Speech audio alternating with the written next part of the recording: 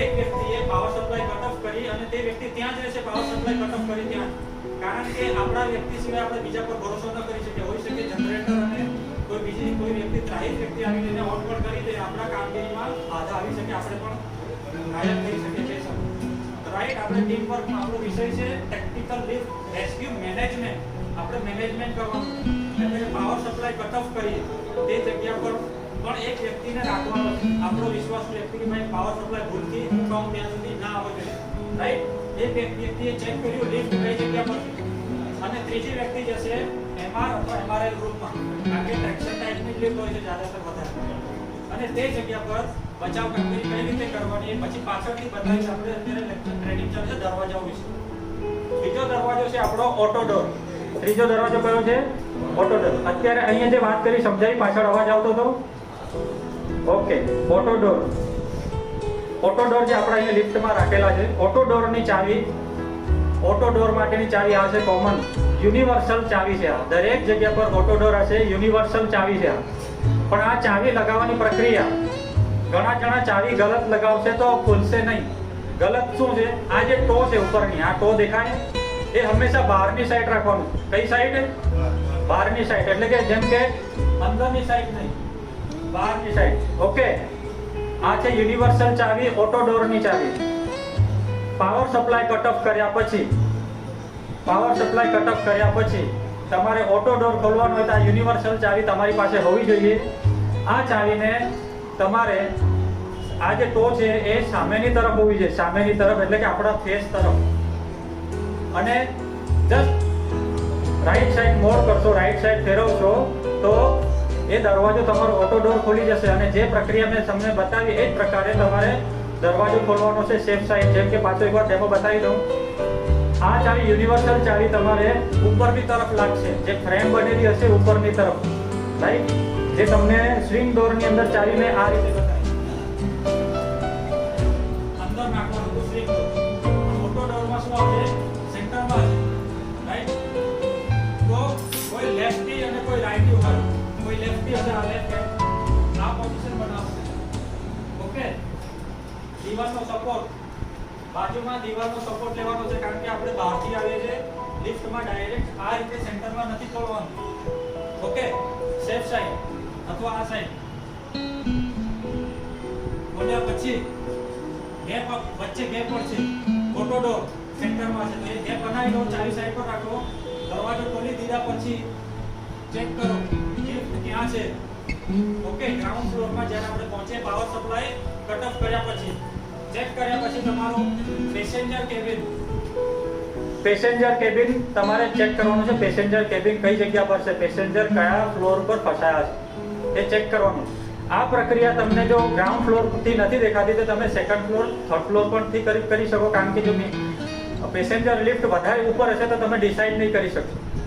પણ તમારી પાસે આ યુનિવર્સલ ચાવી અથવા આ જે પણ ચાવીઓ છે તમારી પાસે હશે તો તમે એનો ઉપયોગ કરીને દરવાજા ખોલીને તમે પેસેન્જર લિફ્ટ, પેસેન્જર કેબિન કઈ જગ્યા પર છે તમારે નિર્ધારિત કરવાનું, નિશ્ચિત કરવાનું છે, તો જ તમને ખબર પડશે પેસેન્જરને. રાઈટ, તો ગ્રાઉન્ડ ફ્લોરમાં પહેલા જેમ બને તેમ તમારે શું પહેલા શરૂઆતમાં ગ્રાઉન્ડ ફ્લોર મળશે અને ગ્રાઉન્ડ ફ્લોરથી જ તમારે પાવર સપ્લાય કટ ઓફ કરવાનો. પાવર સપ્લાય તમે એમઆર રૂમ, મશીન રૂમ અને મશીન રૂમ લેસમાંથી પણ પાવર સપ્લાય કટ ઓફ કરી શકો.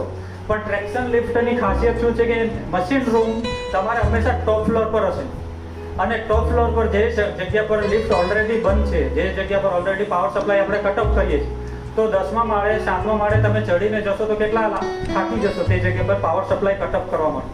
તો હંમેશા ગ્રાઉન્ડ ફ્લોર પર જે મીટર રૂમ છે, જ્યાં ઇલેક્ટ્રિક મીટરો રાખવામાં આવે એ જગ્યા પર, દરેક જગ્યા પર લિફ્ટ તો લખેલું હોય છે. અને હવે પણ બિલ્ડિંગ તપાસમાં કોઈ પણ જગ્યાએ આગ લાગી દરેક જગ્યા પર લિફ્ટનું મેઇન સ્વિચ ક્યાં રાખેલું છે પૂછતા આવવાનું, તપાસ કરતા આવવાનું, આપણી જનરલ નોલેજ માટે. અને માર્કર પેનથી લખાવડાવી દેવાનું, સલાહ પણ આપી શકો છો. અને લિફ્ટનું મેઇન સ્વિચ અગર નથી મળતું તો તમે પાવર સપ્લાય મેઇન સ્વિચ બંધ કરી નાખો, આખી બિલ્ડિંગની પાવર સપ્લાય બંધ કરી નાખો. પાવર સપ્લાય બંધ કર્યા પછી 3 ટાઈપના દરવાજા આવશે, કોલિસિબલ ડોર, સ્વિંગ ડોર યા તો ઓટો ડોર. અત્યારે દરેક જગ્યા પર ઓટો ડોર વપરાય છે. ઓટો ડોરની ચાવી મેં તમને બતાવી યુનિવર્સલ, આ યુનિવર્સલ કી લાગશે. આ છે તમારી સ્વિંગ ડોરની ચાવી. સ્વિંગ ડોરની ચાવી અને કોલિસિબલ ડોરની ચાવી આવશે. આ ટાઈપનો લાંબો રોડ હશે. દરેક જગ્યા પર ડી ટાઈપના લોક હોય છે. કયા ટાઈપના લોક હોય છે?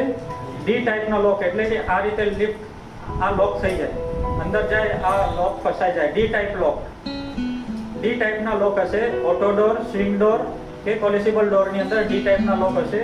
દરેક ચાવીઓ ડી ટાઈપના લોકને જ ખોલે છે manually. Power supply cut off કર્યા પછી, બંધ કર્યા પછી આપણે આ મેન્યુઅલી ખોલવાનું. ચાલુ પાવર સપ્લાયમાં પણ તમે ખોલી શકો છો, પણ કોઈને રિસ્કમાં મૂકી શકાય. આપણે ખાલી જોવા જાણવા માટે અત્યારે traction motor power supply cut off કરવાથી બંધ થઈ જશે. ટ્રેક્શન મોટર એમઆર રૂમ હંમેશા ટ્રેક્શન લિફ્ટમાં ઉપર હોય છે, ટોપ ફ્લોર ઉપર, સૌથી ઊંચા માળે હોય છે. એ જગ્યા પર જઈને પાવર સપ્લાય કટ ઓફ કરવાથી આ મોટર બંધ થઈ જશે. સાથે તમારા સેન્ટરમાં અહીં એક બ્રેક ડિસએન્ગેજ કરવાનું આવે. એન્ગેજ અને ડિસએન્ગેજ. જેવો પાવર સપ્લાય થાય તો બ્રેક લાગી જશે, એન્ગેજ થઈ જશે લિફ્ટ, તે જગ્યા પર સ્ટોપ થઈ જશે. તો આપણે નીચે ગ્રાઉન્ડ ફ્લોરમાં પેસેન્જરનું કેબિન ચેક કર્યું. એક મિનિટ સર પ્લીઝ આવાજ મત કીજીએ, પ્લીઝ. પેસેન્જર કેબિન ચેક કરવા માટે તમે દરવાજા ખોલ્યા અને દરવાજા 3 પ્રકારના હોય છે, એ પણ તમને સમજાવી દીધું. એને અલગ અલગ પ્રકારની ચાવીનો ઉપયોગ કરવાનો છે, એ પણ તમને સમજાવ્યું.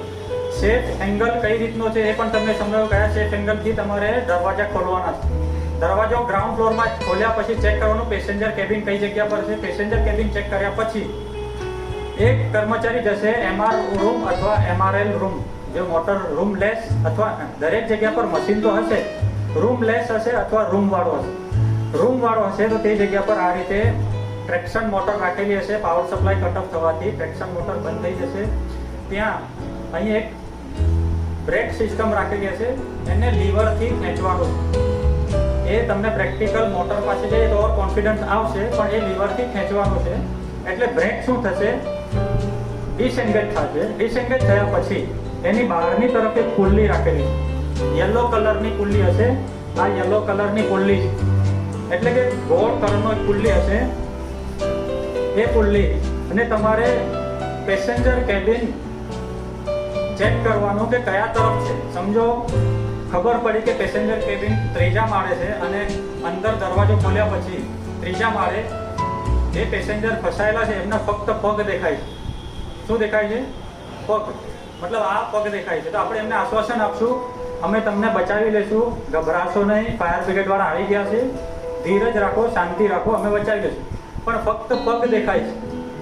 તો આપણે નક્કી કરશું કર્મચારી કે પેસેન્જર લિફ્ટને યા તો નીચેની તરફ લાવી આપણા તરફ, યા તો ઉપરની તરફ લઈ જાય. કેબિનની અંદર દેખાય છે કે પેસેન્જરોને ફક્ત પગ દેખાય છે, એટલે કે પેસેન્જર કેબિન જે છે 2 ફૂટ જેટલું ખુલ્લું દેખાય છે આપણને, રાઈટ.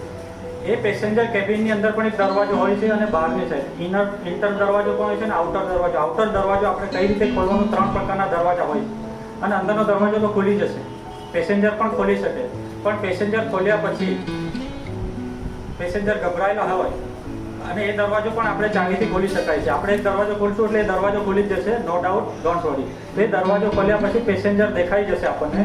પેસેન્જરને યા તો પ્રોપરલી નીકળી શકે એવી અવસ્થામાં નથી, યા તો 2-3 ફૂટ દેખાય છે પગ, યા તો એમનું માથું દેખાય છે નીચેની તરફ છે. તો આપણે નક્કી કરવાનું એમઆર રૂમમાં જે વ્યક્તિ હશે એ અને જે નીચે હશે એ વ્યક્તિ કોમ્યુનિકેશન કરશે કે લિફ્ટને ઉપરની તરફ લઈ જાઓ. તો એમઆર રૂમ અને એમઆરએલ રૂમમાંથી જે બ્રેક સિસ્ટમ જે એંગેજ છે એને ડિસએંગેજ કરીને, બહુ નોર્મલ પ્રક્રિયા છે, એને લીવરથી થોડું જસ્ટ ખેંચો એટલે ડિસએંગેજ થશે. ફૂલ્લી કાઉન્ટર વેટ રાખવાથી એટલું સોફ્ટ હોય છે, જેમ તમને ત્રાજવાના ઉદાહરણ આપ્યા કે બે બાજુ સરખો વજન હોય તો એક સોયની ટાંકણી પણ રાખશો તો એ તરફ નમી જશે.